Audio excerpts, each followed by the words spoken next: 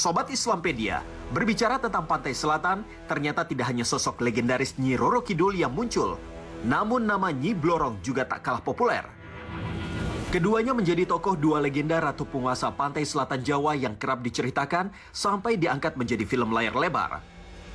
Tidak heran, banyak yang menganggap Nyi Roro Kidul dan Nyi Blorong adalah dua sosok yang sama, padahal mereka ternyata berbeda. Menurut cerita yang berkembang di masyarakat, Nyi Blorong adalah sosok makhluk gaib, berwujud perpaduan antara wanita cantik dengan setengah tubuhnya berbentuk ular.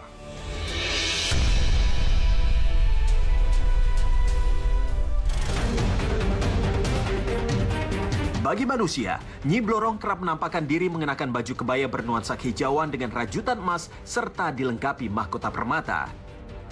Konon kain panjang yang dipakai Nyi Blorong digunakan menutupi bagian tubuhnya yang berwujud ular. Dalam Islam, bangsa jin memang diriwayatkan memiliki kemampuan menjelma dalam wujud makhluk apapun, serta ia juga Allah izinkan punya kekuatan atau kemampuan yang tidak terbatas ruang dan waktu. Dalam kitabnya Bidayah wa Nihayah, karya Ibnu Katsir juga dijelaskan, jin memiliki banyak tentara dan istana di lautan. Bisa jadi, keberadaan Nyi Blorong yang kerap dikatakan Panglima Tempur Pantai Selatan adalah jin yang menjelma dengan mengikuti cara pikir manusia yang percaya dengan keberadaannya. Lantas, apakah bangsa jin dapat menjadi penguasa di lautan? Dalam Al-Quran, Allah Ta'ala berfirman, "Kepunyaan Allah lah apa yang di langit dan apa yang di bumi, dan adalah pengetahuan Allah maha meliputi segala sesuatu." Al-Quran Surah An-Nisa ayat 126. Ayat ini menegaskan, segala sesuatu yang ada di langit dan bumi adalah milik Allah Subhanahu wa Ta'ala, sehingga hanya Allah Ta'ala yang menjadi penguasa dan pemilik alam semesta ini.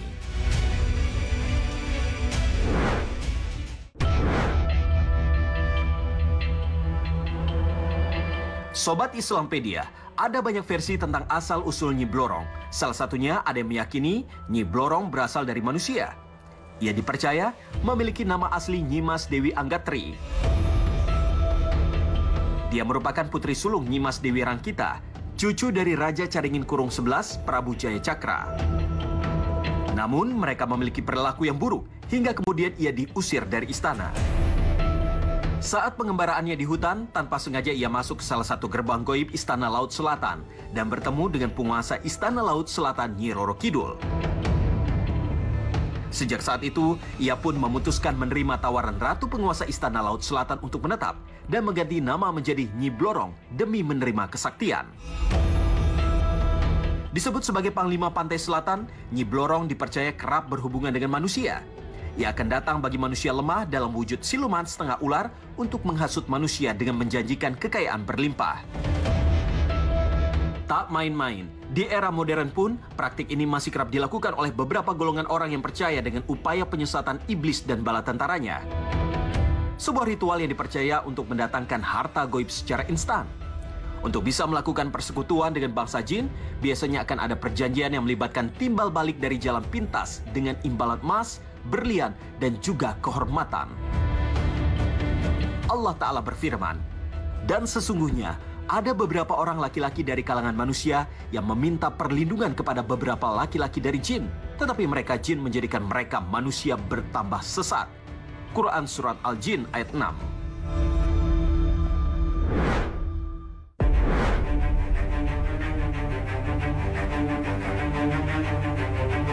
Sobat Islampedia, dari sosok penampakan Nyi Blorong, ada sebuah pertanyaan. Mengapa sosok gaib ini berwujud wanita dengan setengah badannya ular? Menurut para ulama, sebagian jin punya ilmu tingkat tinggi hingga bisa menjelma dalam wujud berbagai macam makhluk termasuk ular.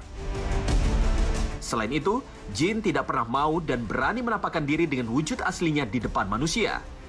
Selama ini jin selalu tampil dalam bentuk jelmaan berupa hewan ataupun sosok makhluk berwujud aneh yang terkadang tidak bisa dicerna nalar manusia.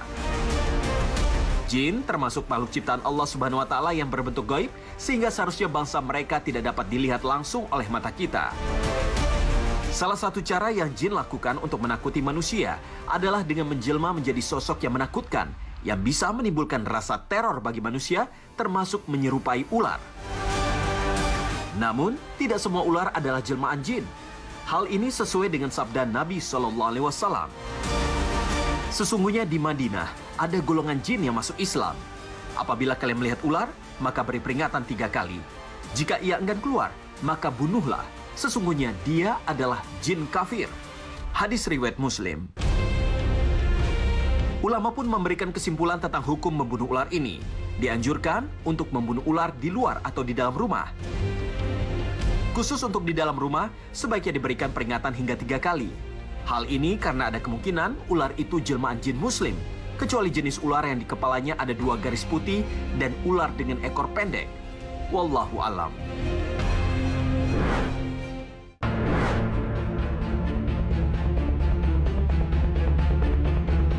Sobat Islampedia, bukan tidak mungkin kita akan menghadapi kejadian seekor ular yang masuk ke dalam rumah. Inilah cara membedakan ular jelmaan jin kafir dan yang bukan menurut ulama. Pertama, perhatikan posisi kepala ular itu saat berjalan. Ular biasanya kepalanya tegak ketika sedang terancam, terutama jenis ular kobra. Namun saat tidak dalam posisi mengancam mangsanya, biasanya ular berbisa ini badannya selalu rata dengan tanah. Namun, jika ular yang masuk ke rumah kita adalah ular jadi-jadian dalam jenis apapun, maka kalau mereka berjalan, kepalanya akan selalu tegak dan siaga. Kedua, ada tanda putih pada bagian kepalanya. Ketiga, berwarna hitam pekat. Walaupun warna ini tidak bisa dijadikan patokan secara umum, namun sebaiknya ular dengan ciri warna seperti ini hindarilah untuk dibunuh, karena bisa menyebabkan keluarga jin ular marah. Keempat, ular jadi-jadian yang masuk ke dalam rumah gerak-geriknya aneh, serta memunculkan suasana seram bagi mereka yang peka dengan hal gaib. Sobat Islampedia, ular menjadi salah satu penyebab syaitan masuk ke dalam surga untuk menggoda Nabi Adam alaihissalam. Dan ini diceritakan dalam kitab tafsir oleh Imam Tabari. Maka Imam Tabari menjelaskan dalam beberapa kisah-kisah yang ada, syaitan kala itu masuk ke dalam perut ular. Walaupun yang disampaikan dalam kisah ini, ular yang ada pada masa itu tidak seperti ular yang ada pada masa sekarang. Karena ular yang ada pada masa itu berkaki 4. Syaitan masuk ke dalam perut ular itu, lalu syaitan datang masuk ke dalam syurga dan memberikan waswasah, bisikan kepada Adam alaihissalam. Walaupun ada juga yang mengatakan bahwa kala itu tidak melalui perantara ular, tetapi tetap berada di dekat syurga, karena kala itu memang iblis sudah dikeluarkan oleh Allah Subhanahu wa taala dari syurga. Baru setelah itu iblis seorang begitu dendam sekali kepada Nabi Adam alaihissalam, lalu ingin menggelincirkan Nabi Adam alaihissalam. Dan diantaranya kisah yang disampaikan melalui perantara ular. Oleh karena itu terkadang ular ini menjadi simbol keburukan. Karena apa? Karena memiliki seolah asal-usul cerita. Asal-usul cerita diantaranya adalah ular membantu iblis untuk bisa masuk ke dalam syurga dan menjadi sarana iblis bisa memberikan bisikan buruk kepada Nabi Adam alaihissalam.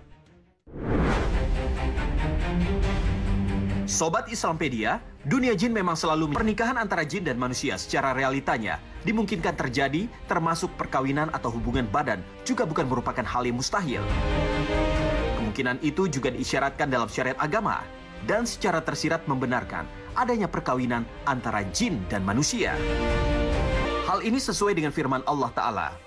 Dan perdayakanlah siapa saja di antara mereka yang memukau iblis, sanggup dengan suaramu yang memukau.